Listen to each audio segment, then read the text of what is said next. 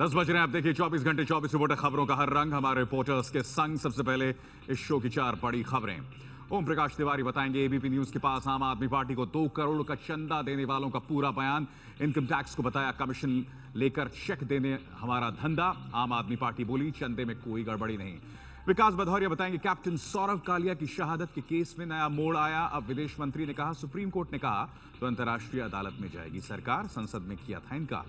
ब्रजेश कुमार सिंह बताएंगे समाचार agency Uni से बातचीत में प्रधानमंत्री मोदी का दावा, 1 साल की सरकार में अच्छे दिन आ गए, घोटाले जैसे बुरे कामों से देश को मिली मुक्ति। विजय सालवी बताएंगे सचिन, सौरभ और वीवीएस लक्ष्मण बने बीसीसीआई के सलाहकार। सचिन संभालेंगे बैटिंग कोच की भी जिम्मेदारी। मगर आइए सबसे पहले आपके चंदे पर खुलासा, कहां से आया था 2 करोड़ का चंदा।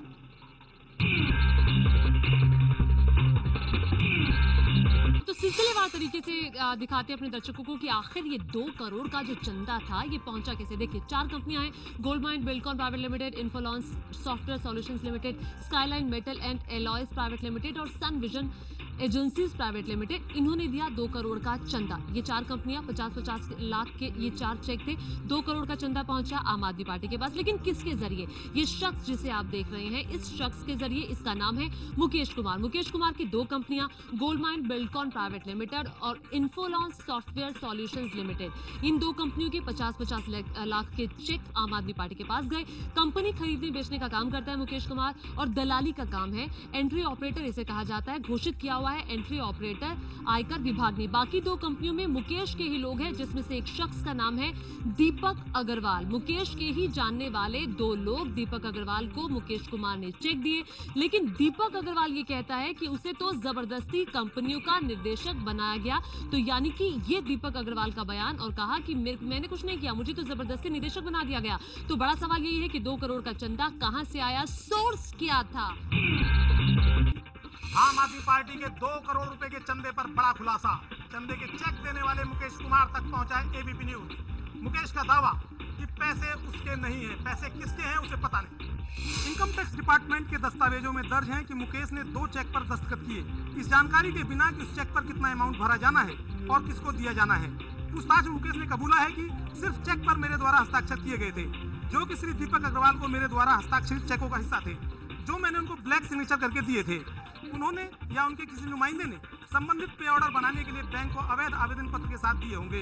आयकर विभाग ने जब दीपक अग्रवाल को खोजा तो उसने एफिडेविट देकर कहा है कि उनसे पूछे बिना ही कंपनी में उन्हें निदेशक बना दिया गया था और उसका इन कंपनियों से कोई लेना देना नहीं है। इसी साल फरवरी महीने में दिल्ली विधानसभा चुनाव से पहले अवाम नाम की संस्था ने खुलासा किया था कि आप पार्टी को फर्जी कंपनियों के जरिए 2 करोड़ रुपए का चंदा दिया गया है। आयकर विभाग इस मामले की जांच कर रहा है।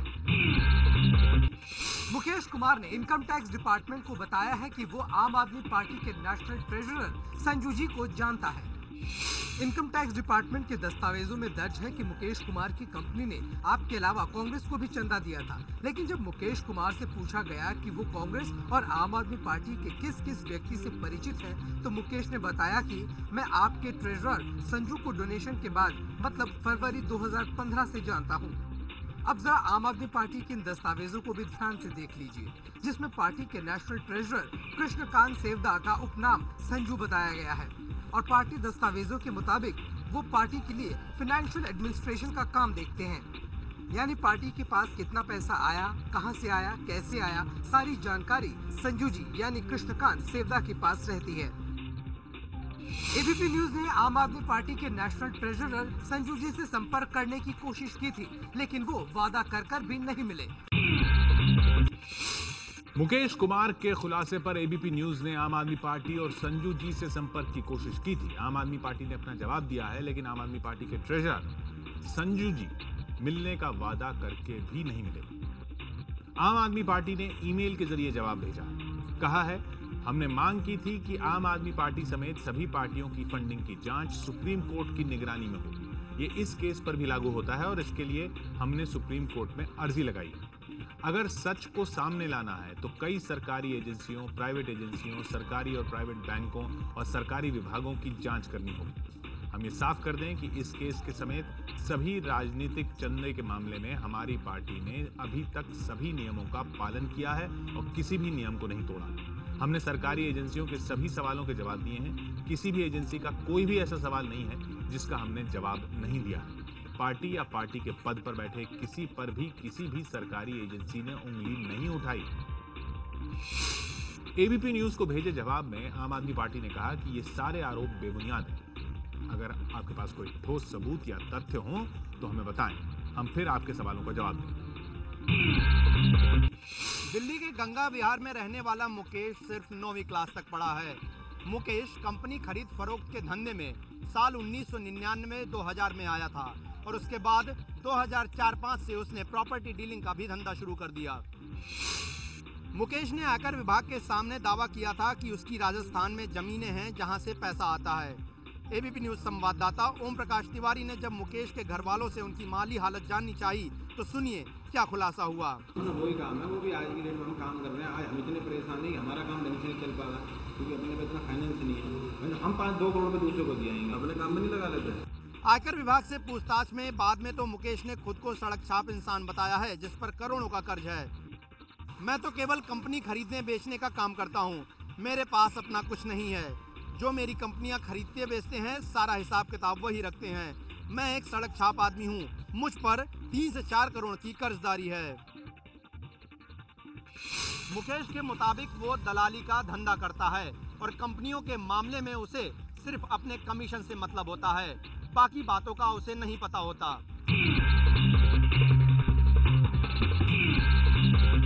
सौरभ कालिया पर सरकार ने कहा है कि कॉमनवेल्थ देश होने की वजह से हम अंतर्राष्ट्रीय कोर्ट में नहीं जा सकते।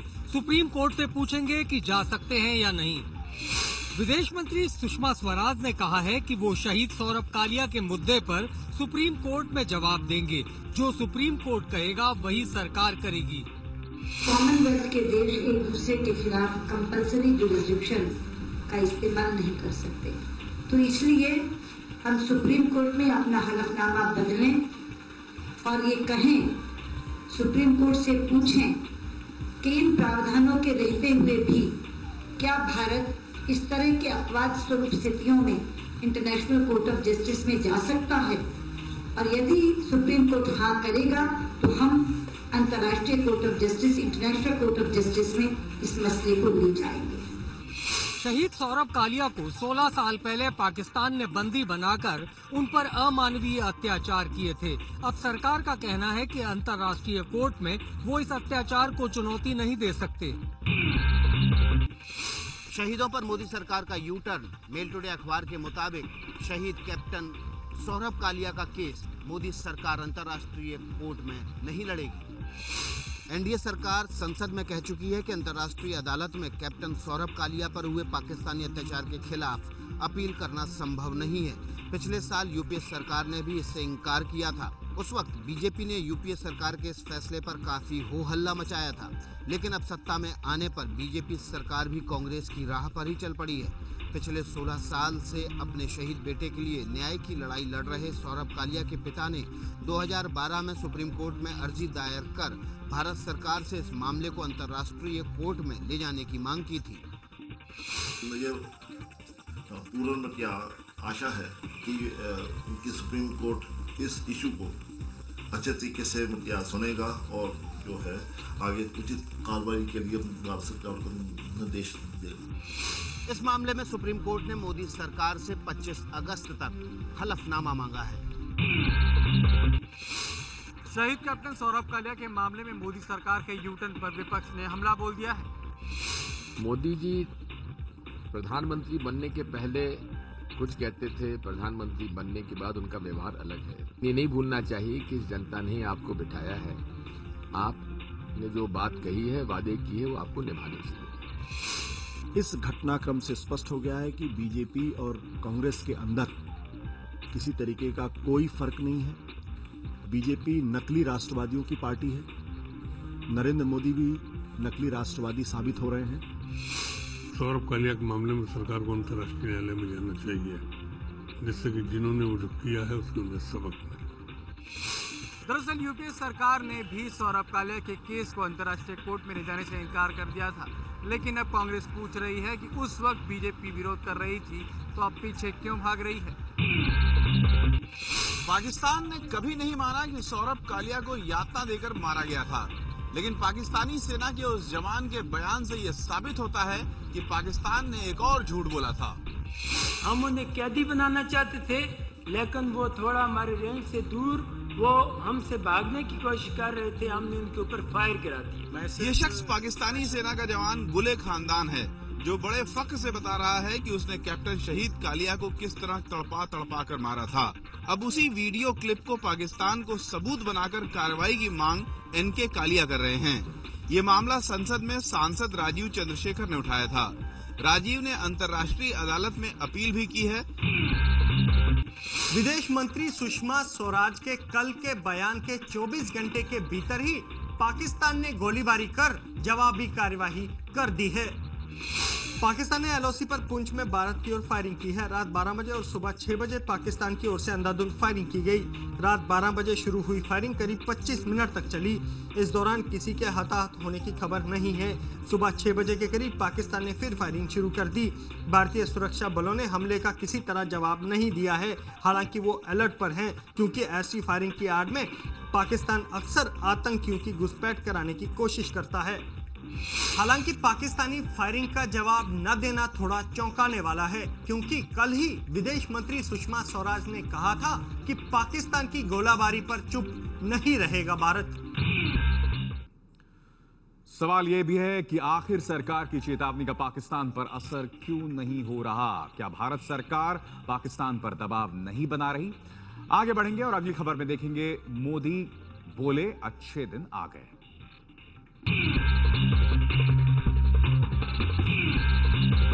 अच्छे दिन आ चुके हैं, प्रधानमंत्री नरेंद्र मोदी का दावा। केंद्र की एनडीए सरकार की साल भर की उपलब्धियों को गिनाते हुए समाचार एजेंसी यूएनआई को प्रधानमंत्री मोदी ने जो इंटरव्यू दिया है, उसमें उन्होंने कहा है कि पहले हर दिन एक नया घोटाला सामने आता था, सरकार सुन देश हताश और निराश हो गया था। उसके बाद से अब देश काफी आगे बढ़ चुका है। प्रधानमंत्री के मुताबिक विपरीत मौसम के बावजूद महंगाई कम हुई है और दूसरी तरफ भ्रष्टाचार पर अंकुश लगा है। ऐसे में अच्छे दिन आ चुके हैं, यह साफ तौर पर कहा जा सकता है।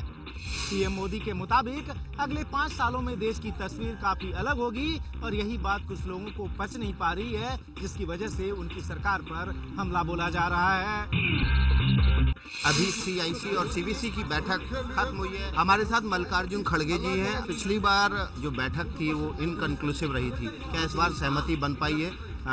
राष्ट्रपति को सिफारिश भेज दी गई है।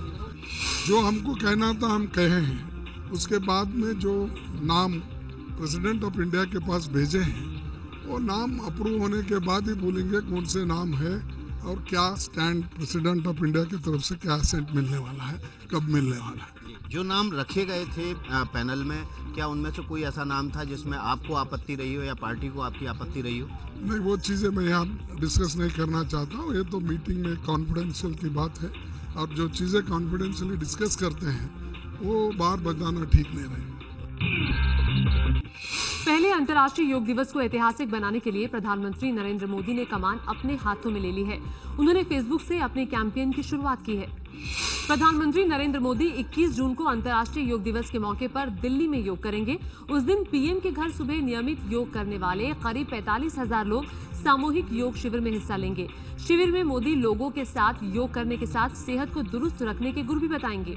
इस अवसर को सफल बनाने के लिए मोदी ने सोशल मीडिया पर भी मुहिम शुरू कर दी है। अब से 21 जून तक प्रधानमंत्री हर दिन योग से जुड़ा एक पोस्ट सोशल मीडिया में साझा करेंगे। पिछले साल सितंबर में संयुक्त राष्ट्र में मोदी ने अंतर्राष्ट्रीय योग दिवस मनाने का प्रस्ताव दिया था, जिसे दिसंबर में मान लिया गया था। दुनिया के 177 देशों ने इसके पक्ष में वोट दिया था। बिहार में लालू नीतीश के बीच चल रही रस्साकसी के बीच बिहार कांग्रेस ने नीतीश कुमार को बताया सीएम उम्मीदवार। कहा नीतीश कुमार के नेतृत्व में लड़ा जाना चाहिए विधानसभा चुनाव। लालू जी के साथ एक संवैधानिक अड़चन है, तो ऐसी स्थिति में नीतीश कुमार जी ने अच्छा काम किया है। नीतीश कुमार जी एक अच्छे मुख्यमंत्री और नीतीश जी को आगे ले जाने से गठबंधन को फायदा ही होगा। नीतीश कुमार जी अच्छे मुख्यमंत्री हो सकते हैं। उनका अपना समझौता होगा या नहीं होगा, उसके बाद कांग्रेस निर्णय करेगी कि हमको किसी से समझौता करना है या अकेले लड़ना है। अगर समझौता करना है तो किससे समझौता करना है, ये मैं समझता हूँ अभी समय से पूर्व है। उम्मीद की जा रही है कि रिजर्व बैंक कल फिर से ब्याज दर घटा सकता है, यानी आपकी ईएमआई घटने के चांस हैं।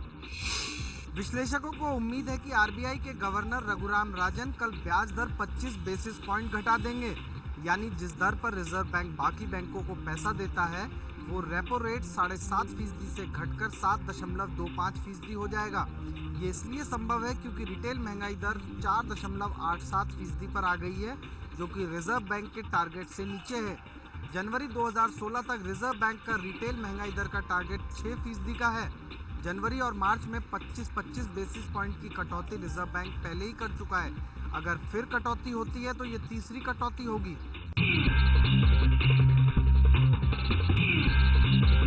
जगह विरोध प्रदर्शन भी शुरू हो गए, लेकिन सरकार कह रही है कि उसे अभी तक कोई शिकायत नहीं मिली है।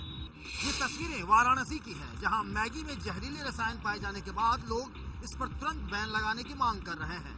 मैगी में लेड और जीएमटी नामक रसायन खतरनाक स्तर तक मिलने के बाद इसको बैन करने की मांग उठ रही है, लेकिन केंद्रीय खाद्य मंत्री रामविलास पासवान कह रहे हैं कि उन्हें कोई शिकायत नहीं मिली तो बैन कैसे लगाएं। मैगी को लेकर सरकारी एजेंसियों ने सरकारी लैब से ही टेस्ट करवाए हैं और इसकी रिपोर्ट खतरे की ओर इशारा कर रहे हैं। तो फिर ये समझ से परे है कि सरकार आखिर किस बात का इंतजार कर रही है। दिल्ली से सटे गुड़गांव में नॉर्थ ईस्ट की एक लड़की ने अपने साथ छेड़छाड़ और मारपीट का आरोप लगाया। पुलिस ने आरोपी को गिरफ्तार किया। नॉर्थ ईस्ट की रहने वाली लड़की के मुताबिक वो जब गुड़गांव के इसी एम्बियंस मॉल से निकल रही थी तो एक युवक ने उसके साथ अश्लील हरकत की। विरोध करने पर युवक ने गालियां दी और मारपीट शुरू कर दी। जान से मारने की धमकी भी दी। लड़की ने मदद की गुहार लगाई, लेकिन किसी ने उसकी मदद नहीं की। किसी तरह जान बचाकर लड़की पुलिस के पास पहुंची, जिसके बाद पुलिस ने आरोपी के खिलाफ केस दर्ज कर उसे गिरफ्तार कर लिया। पीड़ित लड़की का कहना है कि वो मॉल की ही एक रिटेल शॉप में काम करती है और वो लड़का उसे पिछले कई दिनों से परेशान कर रहा था। दिल्ली के प्लास्टिक किंग और अरबपति बिजनेसमैन भंवरलाल दोषी संत बन गए हैं। दोषी ने अहमदाबाद में 70,000 लोगों के सामने जैन धर्म की दीक्षा ली है। उन्होंने जैन गुरु श्री गुरुरत्न सुरीश वारजी महाराज से दीक्षा ली है। 2 बेटों और एक बेटी के पिता भंवरलाल 1982 से संत बनने की सोच रहे थे, लेकिन परिवार को राजी नहीं कर पाए। अब परिवार वालों के मानने पर ही वो संत बने हैं। अहमदाबाद में 100 करोड़ की लागत से दीक्षा के लिए जहाज नुमा मंच बना था। अदानी ग्रुप के गौतम अदानी भी समारोह में शामिल हुए थे। भंवरलाल का कारोबार करीब 600 करोड़ रुपए का है, जिसे उन्होंने छोड़ दिया है।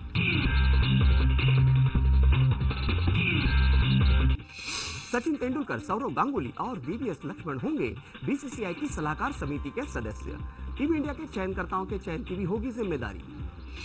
टीम इंडिया को नई दिशा देने के लिए बीसीसीआई ने भारतीय क्रिकेट के 3 दिग्गजों सचिन तेंदुलकर, सौरव गांगुली और वीवीएस लक्ष्मण को बोर्ड के सलाहकार समिति का सदस्य बनाने का ऐलान किया है। पिछले कुछ दिनों से सौरव गांगुली को भारतीय क्रिकेट टीम का डायरेक्टर बनाने की बात चल रही थी। अब इस फैसले के बाद यह साफ हो गया है कि गांगुली टीम के डायरेक्टर नहीं बनेंगे। सलाहकार समिति टेस्ट क्रिकेट में टीम को नई ऊंचाइयों की ओर ले जाने के लिए अपनी सलाह और मार्गदर्शन देगी। बीसीसीआई ने राहुल द्रविड़ से भी संपर्क किया था, लेकिन राहुल द्रविड़ ने इस भूमिका के लिए इनकार कर दिया। कंगना रनौत और माधवन की फिल्म तनु वेड्स मनु रिटर्न्स इस साल की सबसे ज्यादा कमाई करने वाली फिल्म बन गई है। फिल्म ने देश में 100 करोड़ से ज्यादा का आंकड़ा पार कर लिया है। तनु वेड्स मनु रिटर्न्स ने बेबी को पीछे छोड़ते हुए साल की सबसे सफल फिल्म के तमगे को हासिल कर लिया है। फिल्म ने दूसरे वीकेंड में भी जबरदस्त कारोबार किया। दूसरे वीकेंड में फिल्म ने कुल 28 करोड़ 30 लाख रुपए कमाए। इस साल बॉक्स ऑफिस पर 100 करोड़ के क्लब में शामिल होने वाली ये पहली फिल्म है। फिल्म समीक्षक टरन आदर्श का मानना है कि फिल्म का अगला लक्ष्य 125 करोड़ है, जो बहुत जल्द पूरा हो सकता है।